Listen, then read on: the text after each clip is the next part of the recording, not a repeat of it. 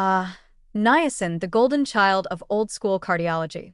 Also known as vitamin B3, this humble nutrient earned a glowing reputation for doing something truly impressive, lowering LDL cholesterol, the so-called bad kind, while raising HDL cholesterol, the supposedly good kind.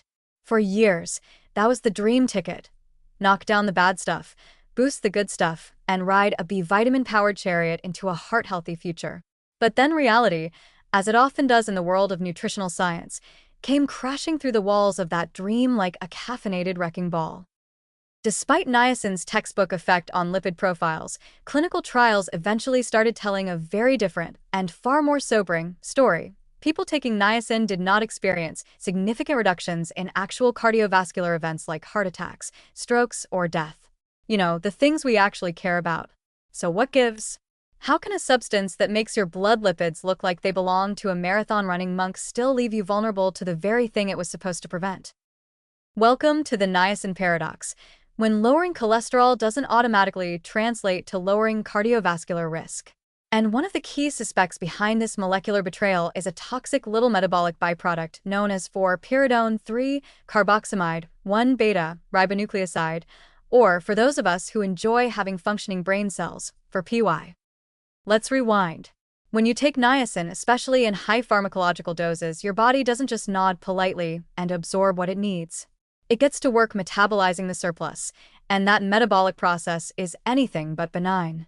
As the liver breaks down excess niacin, it generates several intermediate compounds, and one of them is 4-PY. What makes 4-PY so interesting and problematic is that it doesn't just sit around quietly. It appears to act as a pro-inflammatory agent, interfering with key enzymatic pathways, including NAD metabolism and cellular stress responses. More specifically, 4-PY has been found to inhibit PRP, 1, poly-ADP ribose polymerase 1, an enzyme deeply involved in DNA repair, oxidative stress management, and regulation of inflammation. Inhibiting PRP, one may sound like a fun way to slow cellular aging, but it can also lead to dysregulation of inflammatory signaling, especially in the vascular endothelium, where inflammation can rapidly evolve into arterial chaos. That's right.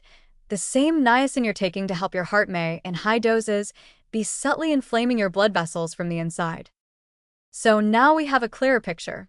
Niacin lowers LDL and raises HDL, but the context matters. Lipid profiles are just one piece of the cardiovascular puzzle. If niacin's metabolic byproducts are damaging the endothelium or promoting systemic inflammation, then the net effect could be neutral or even harmful, despite what your blood test says.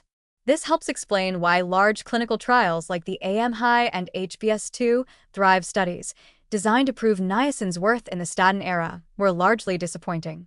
In some cases, niacin didn't just fail to help. It came with side effects like liver dysfunction, insulin resistance, and gastrointestinal misery, without a meaningful reduction in major cardiovascular outcomes. What's especially frustrating here is that niacin works on paper. It does the things we were taught to revere. It improves numbers, it plays well with cholesterol logic, and it's technically a vitamin. But biology, as always, is not a spreadsheet. The cardiovascular system is not merely a passive set of pipes with LDL sludge and HDL cleaning crews. It's a dynamic, inflammation-sensitive, metabolically active network.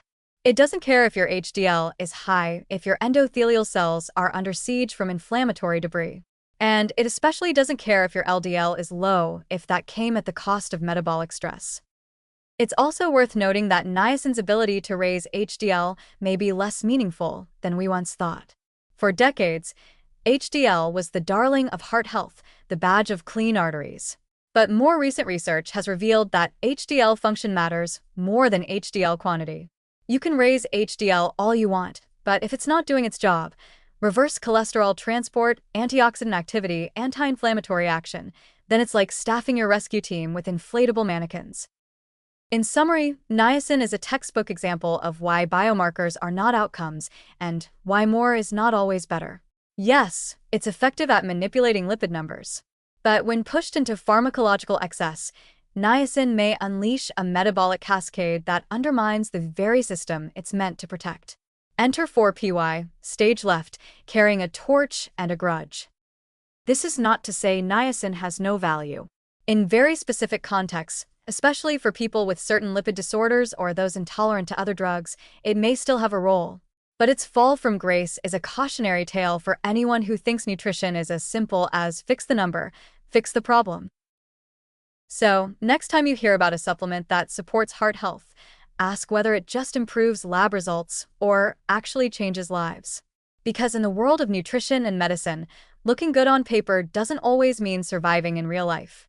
And if your vitamin comes with a side of low-grade internal fire courtesy of 4PY, you might want to reconsider your route to longevity. Besides, flushing red and glowing like a lobster every time you take your heart pill was always a little suspicious, wasn't it?